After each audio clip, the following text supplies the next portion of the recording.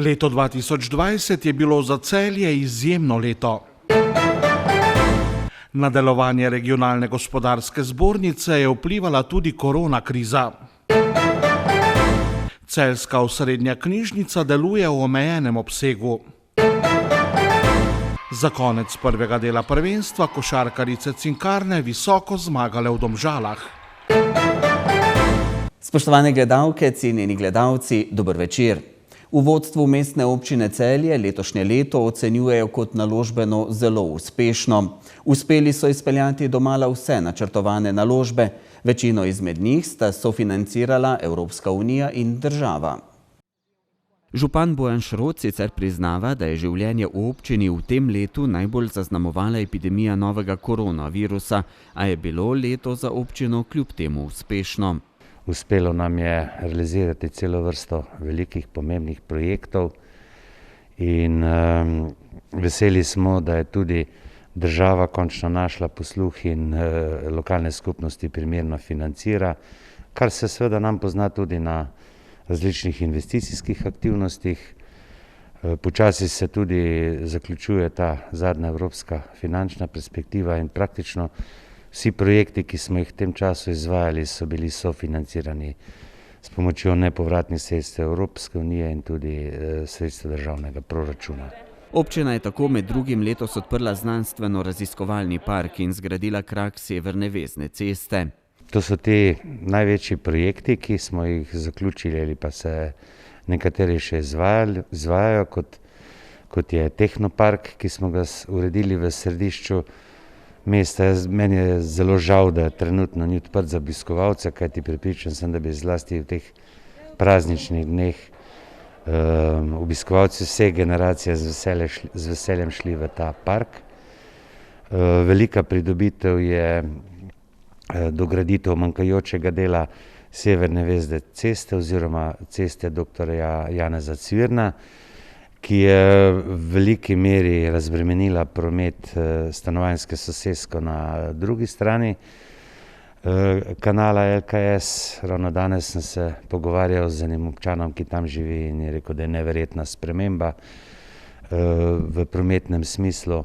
In prav cestni infrastrukturi, ki je bila v zadnjih letih zapostavljena, so dali v letošnjem letu poseben poudarek. Tako je delno že zaključena tudi gradnja kolesarskih stez, projekt pa bodo nadaljevali prihodnje leto.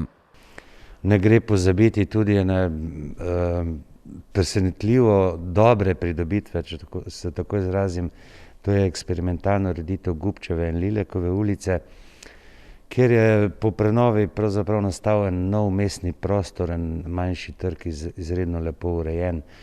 In si je bilo pred prenovo praktično težko predstavljati, kako bo to izgledalo.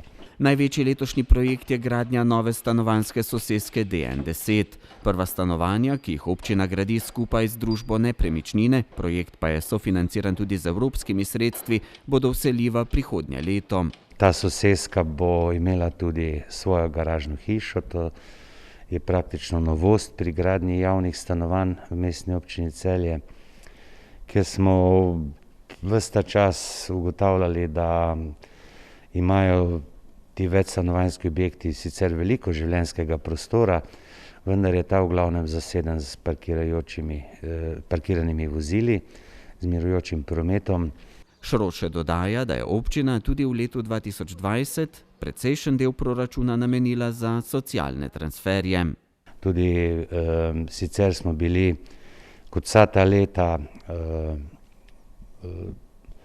socialno občutljivi za tiste najbolj ranljive skupine in smo velik del proračuna namenjali različnim socialnim transferjem.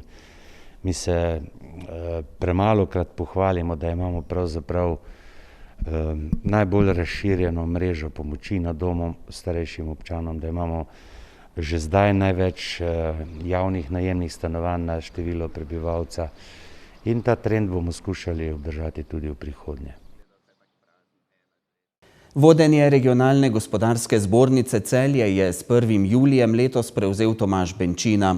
O prevzemu mandata si je skupaj s sodelavci zastavil 3 ključne cilje: povečati število članstva v zbornici, članom nuditi svetovanja in izobraževanje na različnih področjih ter poskrbeti za iskanje sinergij in sodelovanje med člani zbornice.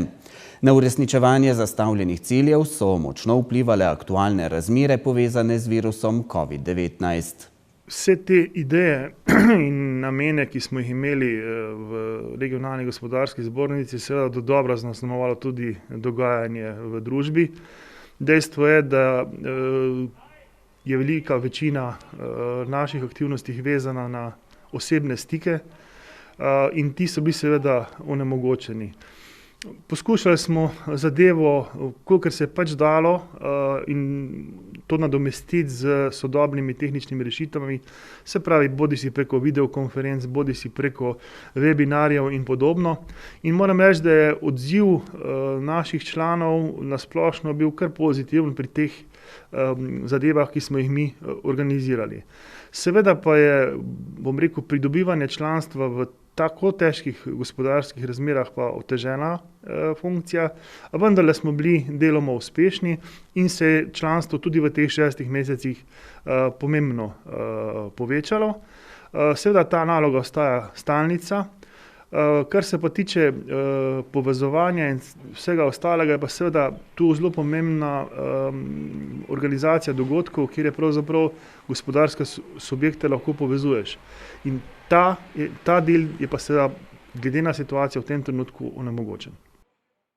Osrednja knjižnica Celje v omejenem obsegu obratuje tudi v času epidemije. V tem obdobju so morali odpovedati vse načrtovane dogodke, nekatere izmed njih so prestavili na splet. Tudi izposoja knjig v tem obdobju poteka drugače kot v normalnih okoliščinah. V Osrednji knjižnici Celje je v teh dneh moč opaziti gnečo, ki se vije pred vhodom. Knjižnica je torej odprta, izposoja in vračilo pa potekata nekoliko drugače. Brskanje po policah in posedanje po knjižnici seveda ni možno, deluje pa tako imenovani pultni prevzem gradiva, to se pravi, da se gradivo naroči lahko po telefonu ali preko spleta, aplikacije Moja knjižnica in se gradivo v določenem času dvigne. Smo zelo veseli, ker so naši bralci precej dobro usvojili to aplikacijo. Naj povem, da imamo vsak dan preko 1000 rezerviranega gradiva in seveda se že vsem naprej upravičujemo, ker je treba tudi, tako kot smo navajeni, pri vhodu malce počakati. Namreč v avlo lahko vstopi samo ena oseba in zato se ponavadi v popoldanskih urah pred našo knjižnico naredi kar lepa vrsta. Vrste so bile včasih tudi, ko so bili normalni časi, ko ste imeli praznične decembrske dogodke v knjižnici. Kako letos ti potekajo? Letos dogodkov žal ni, bo pa nekaj preko spleta, tako kot tudi drugod. V ponedeljek 28. bomo za zaključek leta pripravili, bom rekla, eno malce potopisno predavanje s Celjanom, popotnikom, pisateljem Francijem Horvatom preko Zooma. In sicer bo naslov predavanja Naravni biseri Slovenije. Mi se malce pohecamo, da smo zdaj v teh časih, ko so že toliko mesecev zaprte meje, kar pozabili, kako izgledajo lepote Slovenije. No, in za konec leta bomo si nekako priklicali nazaj spomin in prisluhnili Franciju Horvatu. Sicer pa lahko vso dogajanje spremljajte preko družabnih omrežij in spletne strani Osrednje knjižnice Celje, kjer dobite tudi vse ostale informacije. Lahko pa jih tudi pokličete.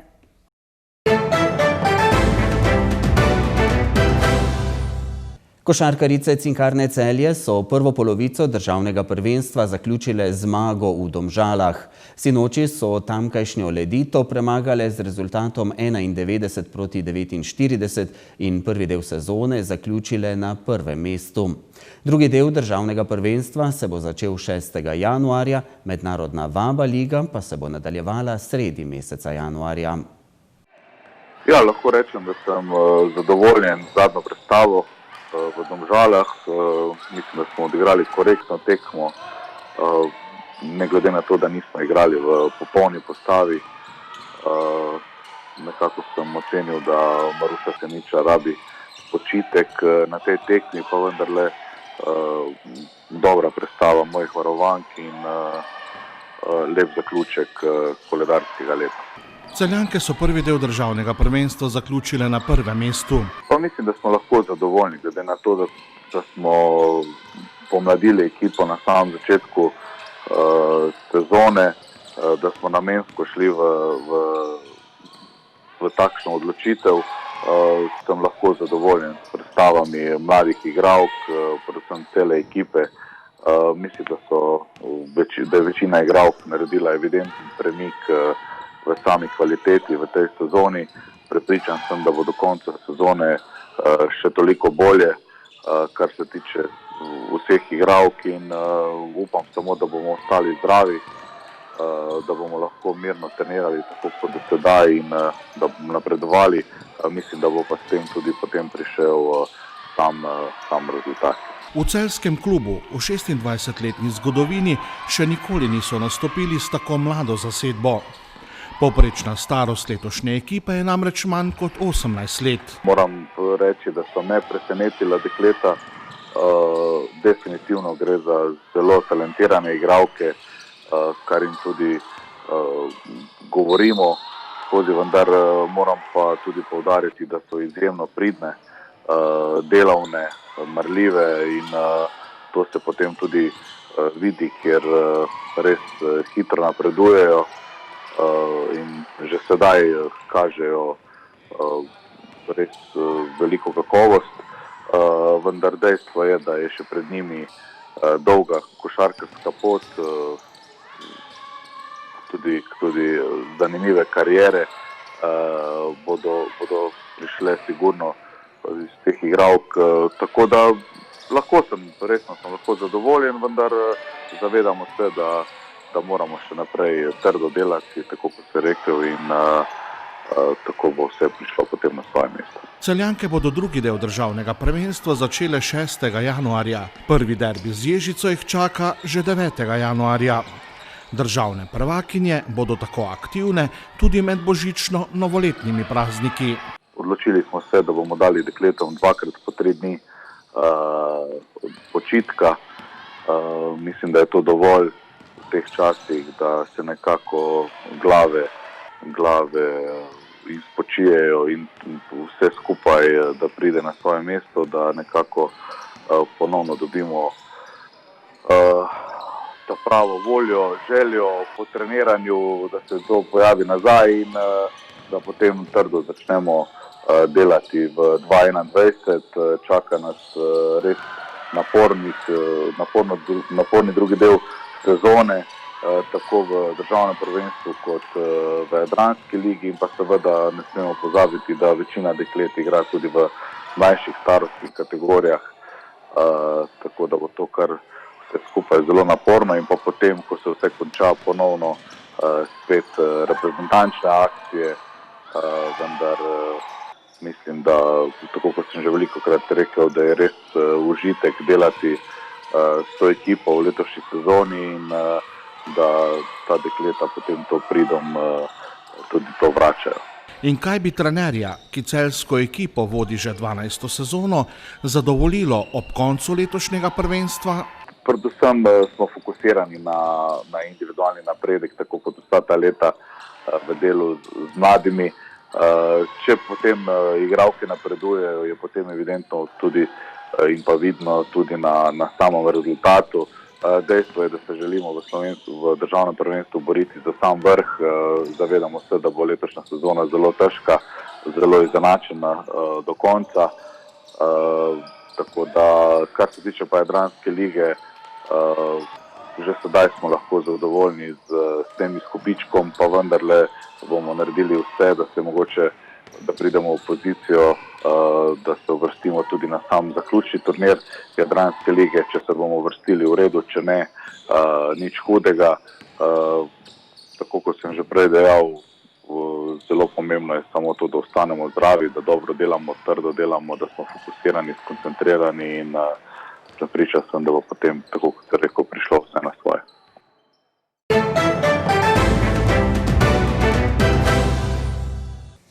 Še vreme, jutri bo oblačno, pihal bo jugozahodnik. Sprva bo deževalo v zahodni ter deloma v srednji in južni Sloveniji, zvečer in v noči na petek pa se bodo padavine okrepile in razširile nad vso državo. Lahko bo tudi zagrmelo. Meja sneženja se bo spuščala, najnižje jutranje temperature bodo na severu okoli 1, drugod od 4 do 10, najvišje dnevne v zatišnih legah severne Slovenije okoli 6, drugod od 8 do 14 stopinj Celzija. V petek bo oblačno s padavinami, ki bodo popoldne slabele. Meja sneženja bo med 400 in 600 metri nadmorske višine. Zvečer bodo padavine ponehale, ponekod bo pihal severovzhodnik, na Primorskem zmerna burja. V soboto bo pretežno jasno, pihal bo severovzhodni veter, na Primorskem zmerna burja.